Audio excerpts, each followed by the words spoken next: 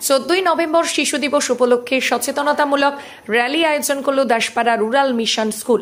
এই র্যালিতে স্কুলের ছাত্রছাত্রীদের উৎসাহ ছিল চোখে পড়ার মতো। ছাত্রছাত্রীদের সঙ্গে স্কুলের শিক্ষক শিক্ষিকারা পা মেলান। ছাত্রছাত্রীদের স্কুলমুখী করা, নেশামুক্ত সমাজ করা, সেভ ড্রাইভ সেভ লাইফ, জুয়া খেলার খারাপ প্রভাব সহ বিভিন্ন বিষয় প্ল্যাকার্ডের মাধ্যমে তুলে ধরেন। এদিন বিদ্যালয়ের ফাউন্ডার তথা প্রিন্সিপাল হাকিমুল ইসলাম এলাকাবাসীদের পরিবেশ, শিক্ষা, স্বাস্থ্য, সমাজ সচেতনতার বার্তা দেন।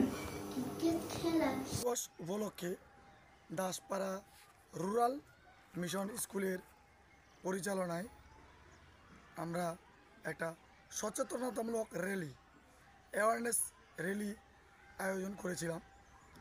ছাত্রছাত্রীদের উৎসাহ উদ্দীপনা ছিল চোখে পড়ার মতো।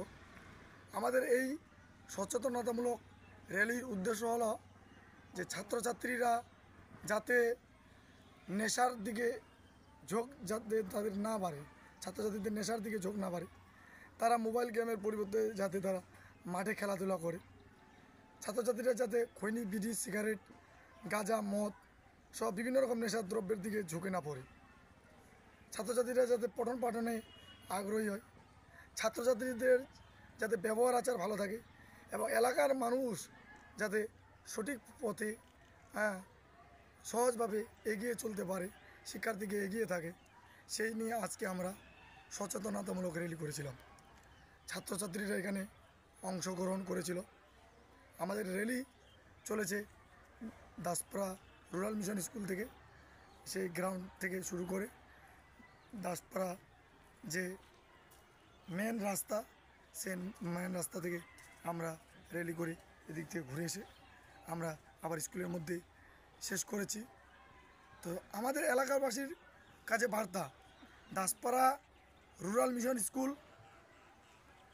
একটি আদর্শ দৈনিক ও আবাসিক শিক্ষা প্রতিষ্ঠান।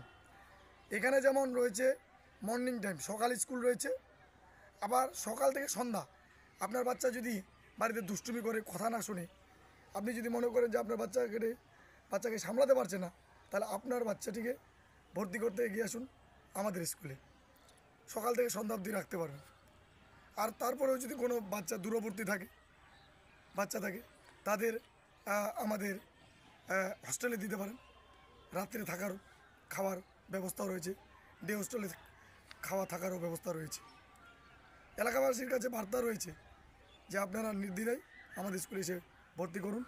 আমরা তাদের ইন্টারভিউর মাধ্যমে তাদের সঙ্গে আলোচনা করে, অভিভাবক এবং মা বাবাদের সঙ্গে আলোচনা করে আমরা ভর্তি নেব।